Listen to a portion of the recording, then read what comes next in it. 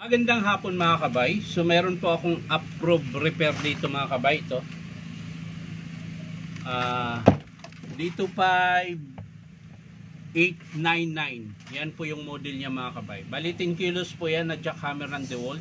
So ang papalitan natin mga kabay, handle, yan, gear case, cover,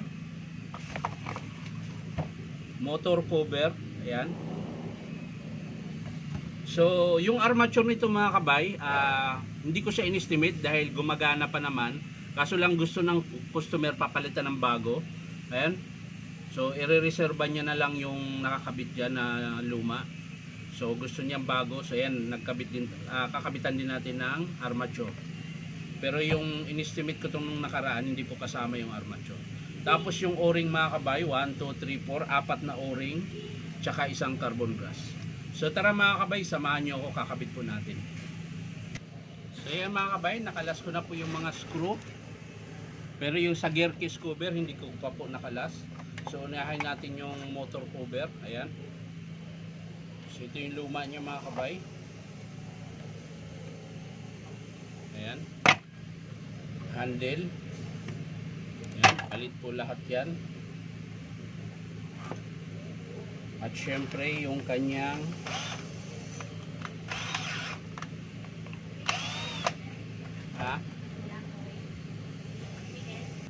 so yan mga kabay, nakalas ko na po yung pan tsaka yung kanyang brass holder. Ayan. So ang kakalasin na natin dito ay itong armature dahil magpapalit po tayo ng armature. Pero bago yan, syempre kailangan natin kalasin yung kanyang gear case cover.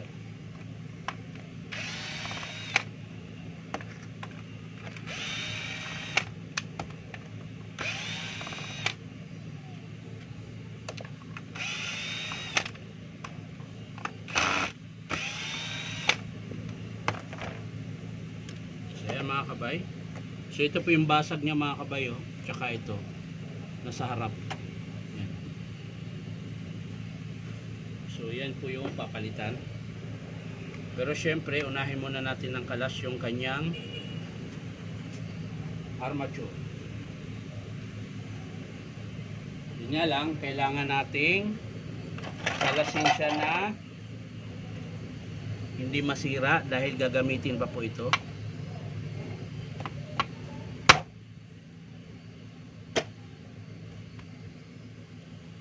Kailangan natin maghanap ng ito.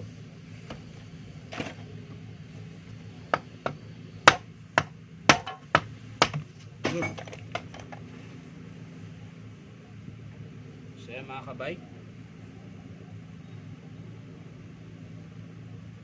ito po yung kanyang luma na armature. Ayan. So re-reserva na lang natin yan mga kabay at kukunin niya ng customer. So ito ikakabit natin mga kabay bago.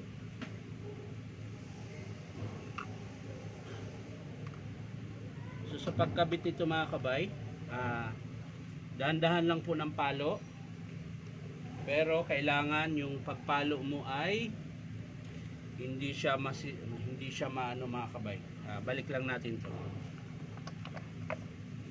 Yan. Kailangan pag pinalo mo siya mga kabay, o kaya press. Yan. So ipipress ko na lang siya mga kabay, hindi ko na ipakita sa inyo.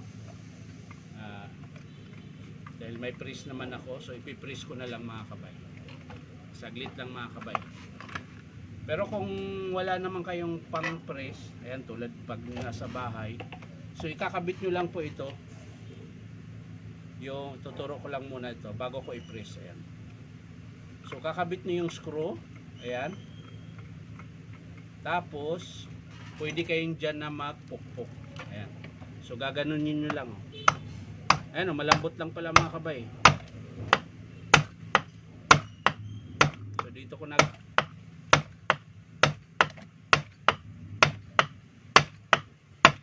yun.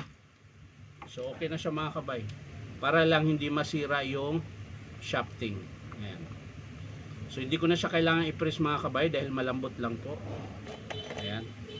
So ulitin ko, pag nagpukpok kayo, kailangan ikabit yung screw para hindi po masira yung thread ng armature. Ayan. So titingnan natin mga kabay kung tama na yung pag... Ayun, sakto na mga kabay, sumagad na. Ayan. So sumagad na siya. Okay na yan mga kabay. So ikabit natin yung... Ito po, yung kanyang gear case. Ayan. So ayusin lang natin yung seal niya mga kabay dahil tumabingi. Ayan. Bago natin ikabit yung gear case. So hindi na natin lagyan ng grasa dahil marami pa pong grasa. Okay pa po yan. So sasara na lang natin. Yan. Siyempre lagyan natin ng screw. Yan. At ating higpitan.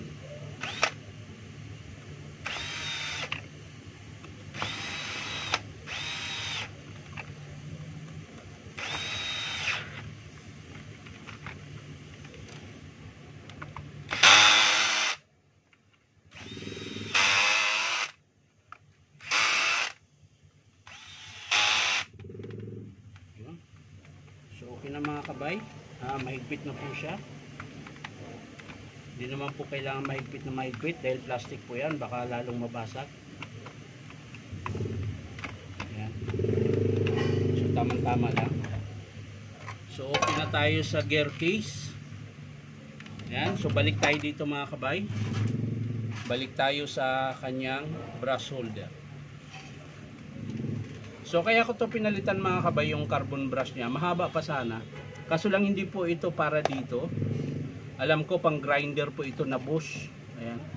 Tapos matigas din po yung kanyang carbon. So hindi po siya orig na bush. Ayan. Replacement lang po. So ayan mga kabay, babalik ko na po yung kanyang brush holder.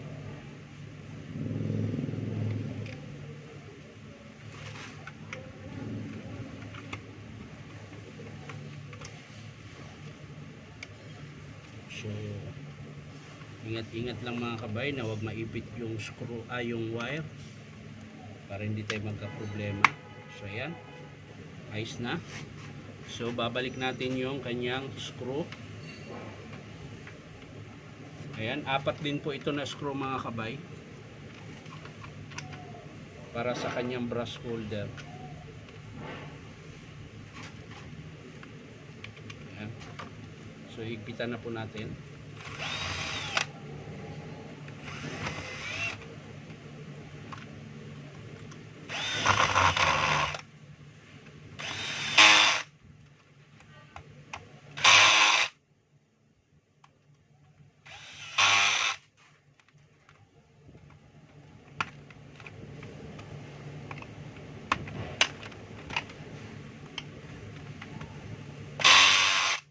Mga kabay, okay na.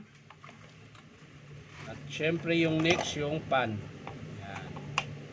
Kabit na natin yung pan. At yung kanyang screw. Oops, tumatalon pa siya. Tumatalon.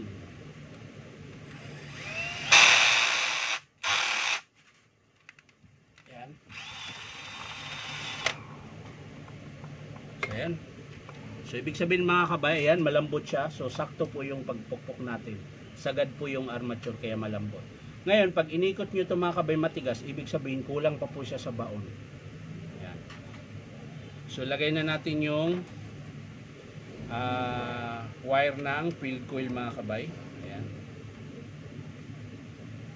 Yung contact ng field coil. Kabilaan yan ito. Sa field coil po ito. So ilalagay na po natin.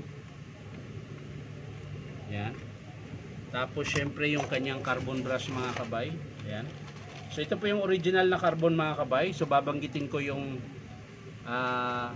part number 588698-00. Ulitin ko mga kabay, 588698-00.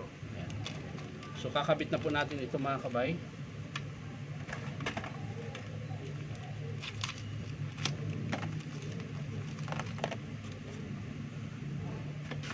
Dapat sa Lunes ko pa ito ikabit mga kabay, kaso lang nagmamadali yung customer. Dadaanan daw to sa Lunes, dadalhin ng Zamboanga City. Shout out sa inyo dyan mga kabay sa Zamboanga City. So dadalhin to mga kabay sa Zamboanga. Kaya imbis na sa Lunes ko to ikabit, ngayon ko na kinabit.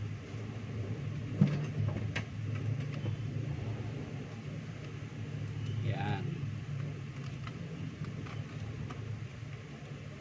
Shout out sa inyo mga Mindanaoan. Ayan. So yung misis ko taga Mindanao din naman mga kabay, dyan sa Lanao del Norte. Ayan, Baroy. Shout out sa inyo dyan mga kabay sa Baroy, Lanao, Baroy. Ayan. So, taga doon po yung misis ko. Pero ako mga kabay, sa Negros po ako. Sa Negros po ang aking bayang Sinilangan. So ayan mga kabay, nakabit ko na yung carbon. So sa kabila naman. So ayan, gamit lang kayo ng panungkit mga kabay. Yan yung ginagawa kong panungkit. Para hindi po mahirapan mag-angat sa kanyang spring. Yan.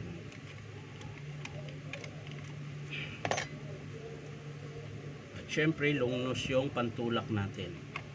So ayan mga kabay, okay na po. Ayos na yung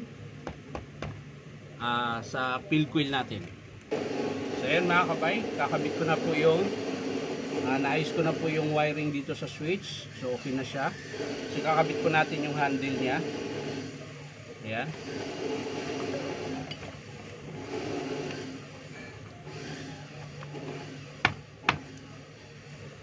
Kailangan sakto. Bigat.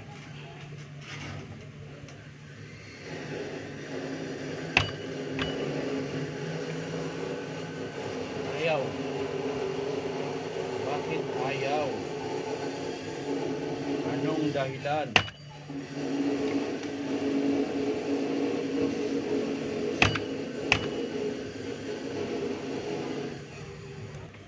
So yung mga kabay, ini-screwan ko na po yung kanyang handle. Panghuli lang natin ikabit yung o-ring mga kabay. Inuna lang natin yung armature kasi mahirap po magkabit. Yan. So bago natin isara yan mga kabay, yung cover nya, i-testing muna natin.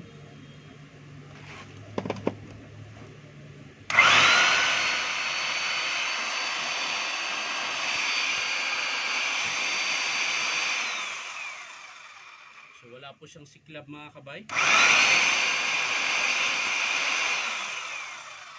Hindi siya katulad nung ito pa yung kinabit. Medyo masiklab siya konti dahil medyo may bawas na po yung commutator niya o dahil din sa carbon na ito.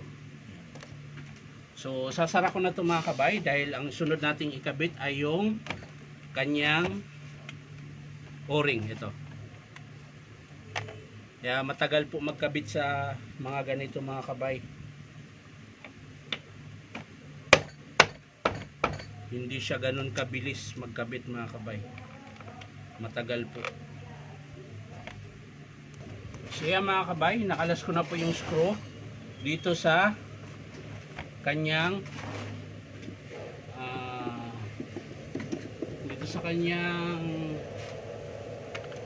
gear at piston.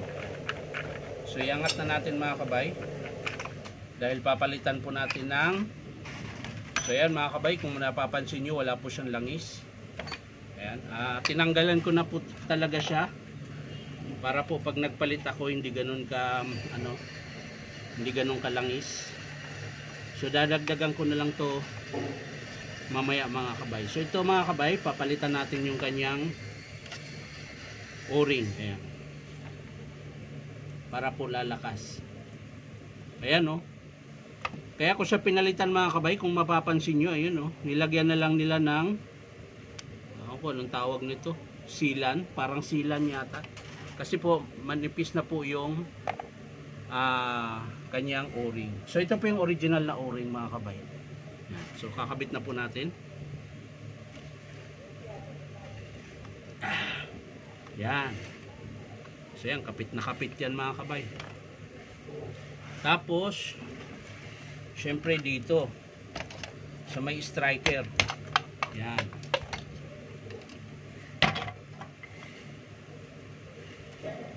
So tatanggalin din po natin ito.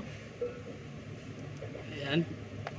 So ito po yung orig na o-ring. Ayan. Nilagyan din nila. So kakalasin ko na yan mga kabay. Nilagay nila. Ayan. So yan na po yun. At syempre po dito po tayo sa may bit piece nya banda. Ayan. So tatanggalin natin yung bit piece. Dahil may papalitan din po tayong o-ring dito. Ayan. Tataktak ko lang mga kabay ha.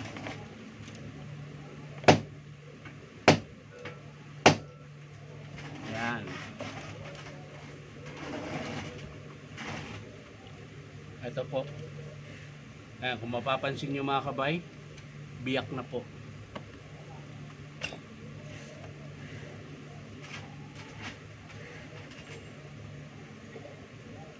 Tapos dun sa may o-ring mga kabay, meron po tayong, so ayan, ito po yung o-ring dito sa may kanyang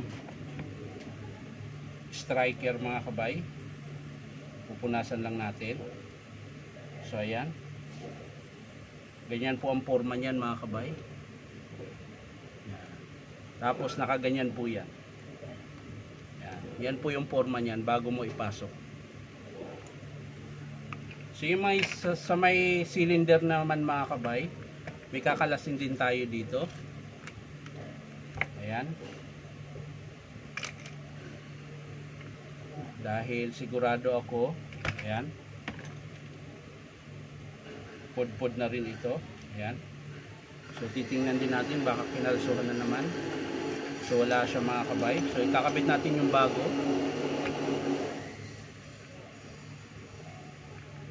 So yan mga kabay, okay na po. Naikabit na natin yung dapat ikabit. So lalagyan na natin siya ng grasa.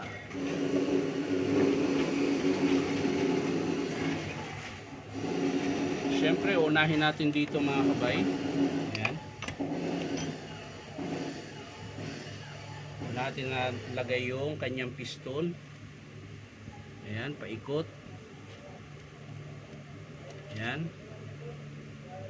At syempre sa loob din, maglagay din po tayo ng grasa sa loob.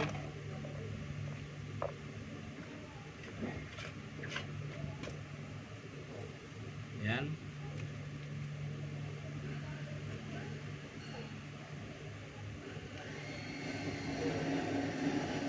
So yan, pwede na yan mga kabay. Syempre dito, lalagyan nyo rin po ito ng grasa bago nyo ilagay ito mga kabay. Ayan. So okay na yan. At syempre yung sa lagay ng striker mga kabay, kailangan nyo rin ng grasa.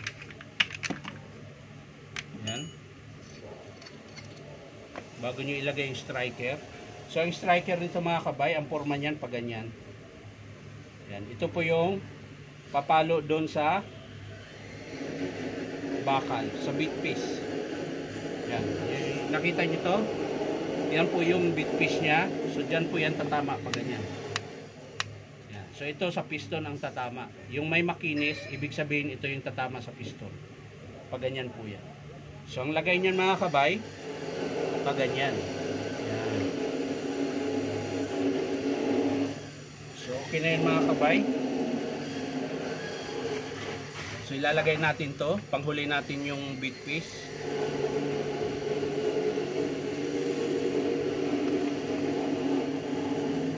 Ayan, so pasok na siya mga kabay.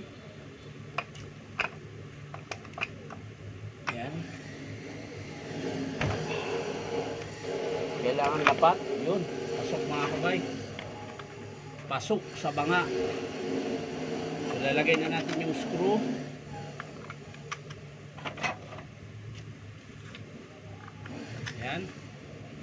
Tapos syempre higpitan natin.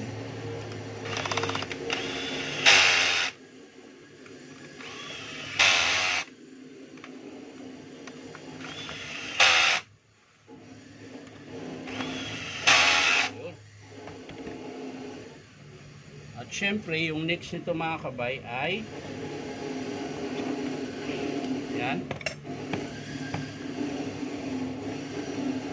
So lalagyan po natin siya ng langis. So ito yung langis mga kabay, lalagyan po natin siya ng langis.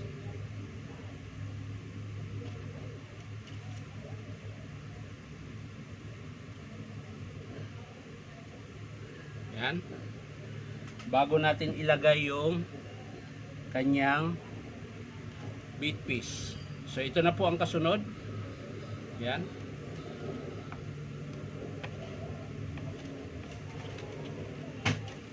So kailangan nating lapat na lapat siya mga kabay bago nyo po i-screw.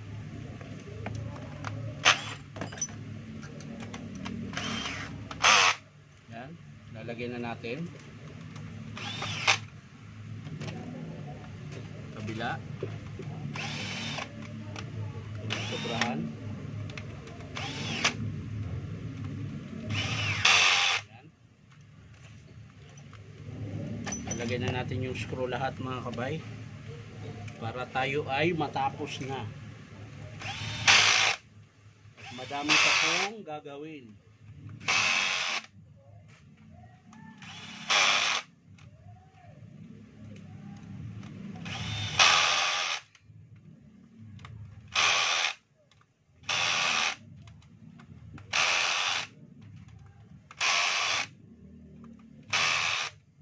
Mga kabay, okay na po. Naikabit na natin. So bago na po yung o-ring yan mga kabay. Pati armature yan mga kabay. So testing natin.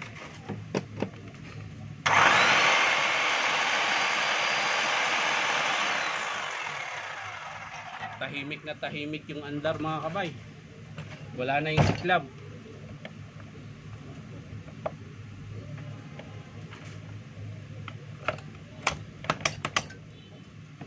Yan. So paandarin natin ulit.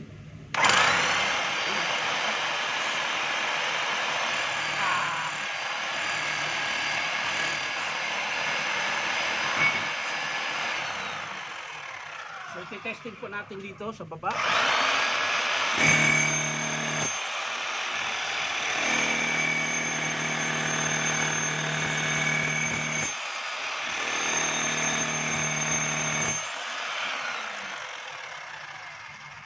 So okay na mga kabay, maraming salamat sa panonood at palike and share na rin. Ulitin ko mga kabay, ang pinalitan lang po natin ay gear case, motor cover, handle, tsaka yung armature. Ito mga kabay, good pa to ha. Gusto lang ng customer na bago yung armature niya. Kaya ito, babalik natin sa kanya para meron siyang reserba. At tsaka yung kanyang o-ring na 4 na piraso. Ayan. So yan lang mga kabay, maraming salamat sa panonood at palike and share na rin po. At syempre po, baka naman pwedeng subscribe niyo po ito ang YouTube account na Inom Tabay. So maraming salamat mga kabay. Sana po pagpatuloy niyo po yung suporta sa akin. Ayan. So sa mga gusto magpa-repair mga kabay, punta lang kayo dito sa 530 T. Alonso, Santa Cruz, Manila. Hanapin nyo lang po yung Powerman Hardware. Ayan. So maraming salamat mga kabay. Bye-bye.